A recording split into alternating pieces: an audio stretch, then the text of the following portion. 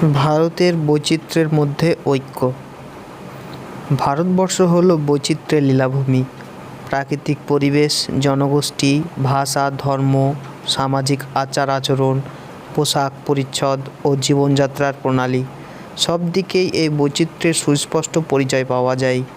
উত্তুঙ্গ পর্বতশ্রেণী, উত্তাল সমুদ্র, নদীমাতৃক বিস্তীর্ণ সমভূমি, অসংখ্য নদ নদী, গহন অরণ্যানী, ঊষর মরুপ্রান্তর প্রভৃতি এ দেশকে অপরূপ বৈচিত্র্যপূর্ণ করেছে। যুগ যুগ ধরে পৃথিবীর বিভিন্ন জাতিগোষ্ঠী, ধর্ম ও ভাষার মানুষের আগমন হয়েছে এই ভারতভূমিতে। বিভিন্ন অঞ্চল ও জাতিভেদে তাদের আচরণও পৃথক। এই বৈচিত্র্যের প্রতি ইঙ্গিত করে ঐতিহাসিকেরা ভারতকে বিশ্বের সারাংশ বলে বর্ণনা করেছেন। এই বিপুল বৈচিত্র্যের অন্তরালে একটি ঐক্যের স্রোত যুগ যুগ ধরে ভারতীয় জীবনে প্রবাহিত। ঐক্য ও সমন্বয়ই হলো ভারতীয় জীবনের মূল সুর। ঐতিহাসিক স্মিথ ভারতীয় সমন্বয়ের আদর্শকে বৈচিত্র্যের মধ্যে ঐক্য বলে আখ্যায়িত করেছেন। তার মতে, সন্দেহাতীতভাবে ভারতে একটি মূলগত ঐক্য বিদ্যমান। এই ঐক্য ভৌগোলিক একত্ব ও রাজনৈতিক একতা অপেক্ষাও বহু গভীর অন্তরত। কবির কণ্ঠেও প্রতিধ্বনি হয়েছে এই ঐক্যের আদর্শ। নানা ভাষা, নানা জাতি, নানা পরিধান, বিবিধের মাঝে দেখো মিলন মহান। সুপ্রাচীন অতীত থেকেই হিমালয় থেকে কন্যাকুমারী পর্যন্ত বিস্তীর্ণ ভূভাগ ভারতবর্ষ নামে পরিচিত ছিল। মনুসংহিতা ও বিষ্ণু পুরাণের বিভিন্ন শ্লোকে অখণ্ড ভারতবর্ষের ধারণা পরিলক্ষিত হয়। মনে করা হয় যে পৌরাণিক রাজা ভরতের নাম থেকে এই দেশের নাম ভারতবর্ষ হয়েছে এবং ভারতবাসীকে বলা হয় ভরত সন্তান বা ভরত সন্ততি। হিন্দু তীর্থস্থানগুলির উত্তরে কাশ্মীর থেকে দক্ষিণে কুমারিকা এবং পশ্চিমে দ্বারকা থেকে পূর্বে কামরূপ পর্যন্ত সম্প্রসারিত। তীর্থযাত্রার মাধ্যমে একজন হিন্দু ভারতে তার সব অঞ্চলের সঙ্গে একাত্ম অনুভব করে। হিন্দুর আচমন মন্ত্রে কুরুক্ষেত্র, গয়া, গঙ্গা, পুষ্কর, নর্মদা ও কাবেরীর নাম একত্রে উচ্চারিত হয়। বলা বাহুল্য, এই ভাবগত ঐক্য ভারতীয় ঐক্যের অন্যতম প্রধান অবলম্বন। ভারতবর্ষ উচ্চারণের সঙ্গে সঙ্গে আমাদের মনে আসমুদ্র হিমাচল এক বিশাল ভূখণ্ডের ধারণা জাগ্রত হয়। অখণ্ড ভারতের কথা চিন্তা করেই হিন্দু শাস্ত্র ঘোষণা করেছে, জননী জন্মভূমিশ্চ স্বর্গাদপি গরীয়সী। যুগ যুগ ধরে গ্রিক, পার্সিক, শক, কুষাণ, পল্লব, হুন প্রভৃতি জাতির মানুষ পৃথক সংস্কৃতি ও আচার আচরণ নিয়ে ভারতে প্রবেশ করেছে, কিন্তু ভারতীয় সংস্কৃতির চিরাচরিত মৌলিক রূপকে তারা কোনোভাবেই বিনষ্ট করতে পারেনি। সমন্বয়ের আদর্শে বিশ্বাসী ভারতবর্ষ আগন্তুক মতবাদকে গ্রহণ করে নিজ নিজ সংস্কৃতিকে পুষ্ট করেছে এবং বিদেশিরাও ভারতীয় সভ্যতা ও সংস্কৃতি গ্রহণ করে কালক্রমে ভারতীয় সমাজে বিলীন হয়ে গেছে।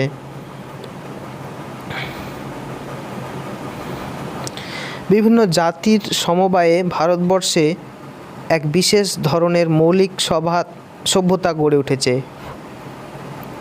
যে সভ্যতা পৃথিবীর অন্যান্য স্থানের সভ্যতা থেকে সম্পূর্ণ পৃথক।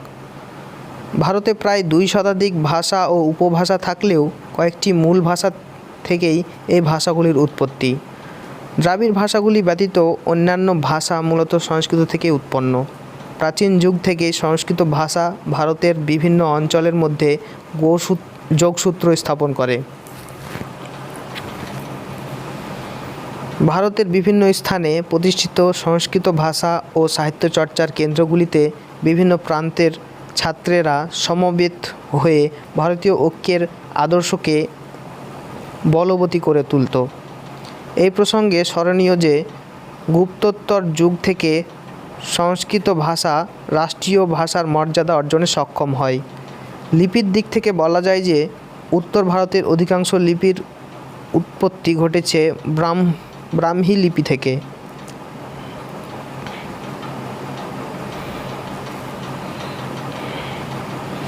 হিমালয় থেকে কন্যাকুমারিকা পর্যন্ত বিস্তীর্ণ স্থানে অবস্থিত তীর্থস্থান, নদ নদী ও পাহাড় পর্বতগুলি সকল হিন্দুর কাছেই পবিত্র। হিন্দুর ধর্মীয় আচার অনুষ্ঠানে সর্বত্রই একই মন্ত্র উচ্চারিত হয়।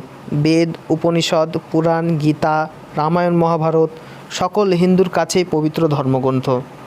মূল সংস্কৃত রামায়ণ ও মহাভারতকে কেন্দ্র করে ভারতের বিভিন্ন অঞ্চলে আঞ্চলিক ভাষায় রামায়ণ মহাভারত রচিত হয়েছে। প্রাচীন ভারতের বিভিন্ন ধর্মগুরুরা ভারতের বিভিন্ন অঞ্চলে ধর্মপ্রচার করে বিভিন্ন জাতিগোষ্ঠীর মধ্যে ঐক্যের সঞ্চার করেছেন। শঙ্করাচার্য, শ্রী চৈতন্য, মাধবাচার্য, বল্লভাচার্য,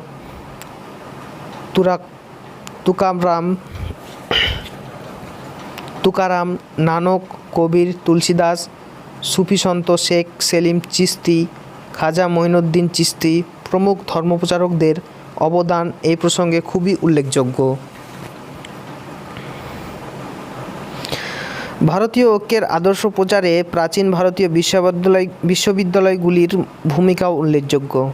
হিন্দু বিদ্যাচর্চার কেন্দ্র হিসেবে বারাণসী, মথুরা, নালন্দা, তক্ষশিলা, কাচ্চি, উজ্জয়িনী ও নবদ্বীপ এবং বৌদ্ধ শাস্ত্রানুশীলনের জন্য নালন্দা, বিক্রমশিলা প্রভৃতি বিশ্ববিদ্যালয় অতি গুরুত্বপূর্ণ ছিল।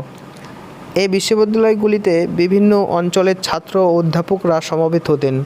তারা জানতেন যে তারা একই বিশ্ববিদ্যালয় বা একই আচার্যের শিষ্য। এর ফলে তাদের মধ্যে ঐক্যবদ্ধ সুদৃঢ় হতো।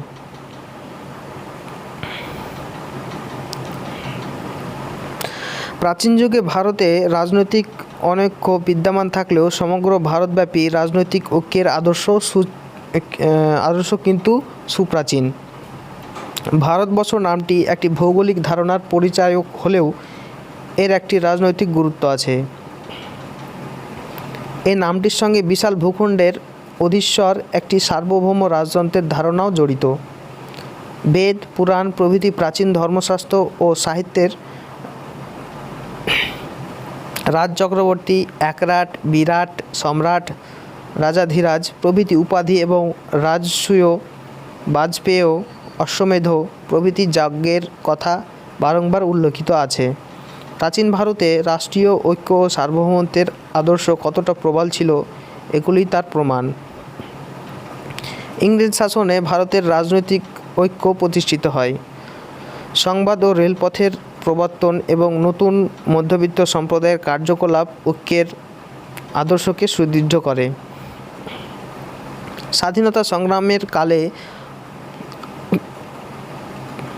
আসমুদ্র হিমাচল সকল ভারতবাসীর অন্তরে এই ঐক্যের আদর্শ যথার্থ রূপ পরিগ্রহ করে এবং দেশবাসীর একাত্ম হয়ে ব্রিটিশ সাম্রাজ্যবাদী শাসনের বিরুদ্ধে সংগ্রামে অবতীর্ণ হয়। সেদিন ঋষি বঙ্কিমচন্দ্রের বন্দে মাতরম সঙ্গীত ও ধ্বনি দেশবাসীকে নতুন চেতনায় উদ্বুদ্ধ করে।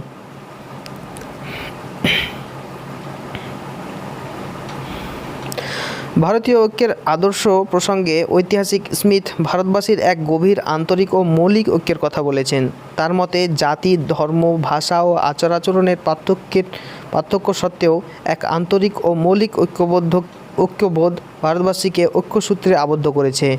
এই ঐক্যবোধ কোনো প্রকার রাজনৈতিক ও ভৌগোলিক ঐক্যের ওপর নির্ভরশীল নয়। এই একতা হলো সম্পূর্ণভাবে ভারতবাসীর অন্তরের একতা।